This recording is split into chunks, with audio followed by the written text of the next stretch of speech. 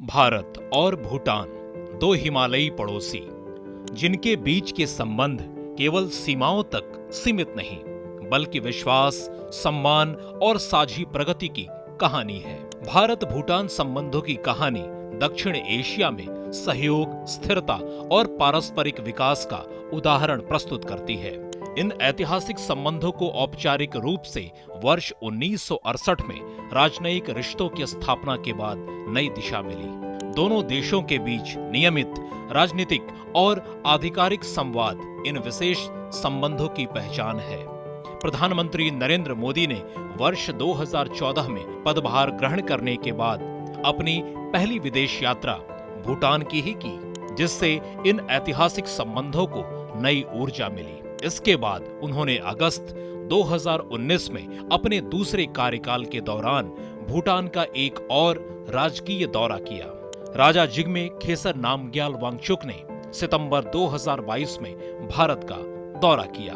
इसके बाद अप्रैल 2023 में उन्होंने नई दिल्ली आकर भारत के राष्ट्रपति, प्रधानमंत्री और विदेश मंत्री से मुलाकात की। इस दौरान भारत भूटान साझेदारी के विस्तार हेतु रूपरेखा a framework for expanded India Bhutan partnership नामक संयुक्त वक्तव्य जारी किया गया, जिसने दोनों देशों की साझेदारी को और अधिक ठोस दिशा प्रदान की। नवंबर 2023 में राजा ने फिर भारत का आधिकारिक दौरा किया और पहली बार असम और महाराष्ट्र राज्यों का भ्रमण किया, जिससे राज्यों के स्तर पर भी सहयोग को विस्तार मिला।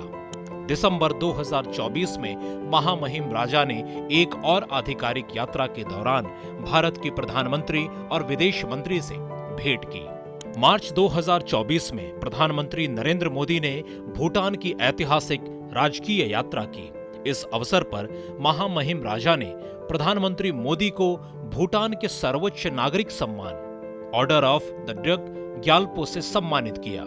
यह सम्मान उन्हें भारत भूटान मैत्री को सुदृढ़ करने में उनके असाधारण योगदान के लिए प्रदान किया गया।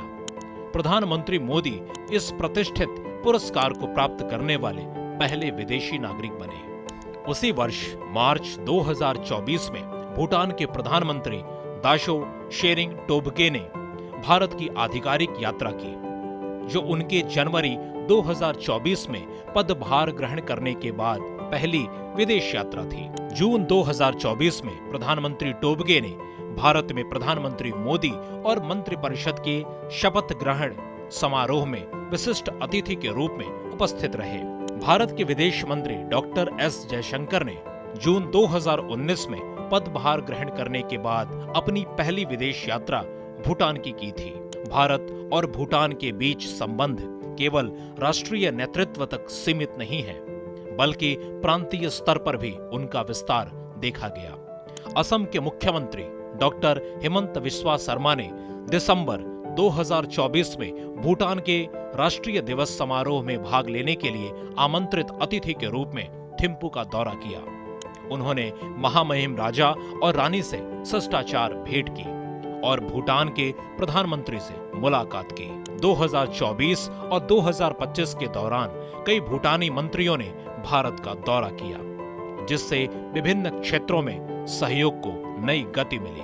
ऊर्जा एवं प्राकृतिक संसाधन मंत्री ल्योम्पो गयम तित्शेरिंग ने जुलाई में पुनात सांगचू द्वितीय जल विद्युत परियोजना की बैठक में भाग लिया और अक्टूबर में भारत के ऊर्जा एवं नवीकरणीय ऊर्जा मंत्रियों से मुलाकात की।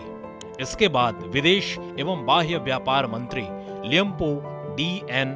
धुंग-एल ने फरवरी में रायसीना संवाद 2024 और जुलाई में द्वितीय बिम्स्टेक विदेश मंत्रियों के रिट्रीट में शामिल हुए। सितंबर में अवसंरचना एवं परिवहन मंत्री ल्योम्पो चंद्र बहादुर गुरुंग ने द्वितीय एशिया प्रशांत नागरिक उड्डयन सम्मेलन में भाग लिया।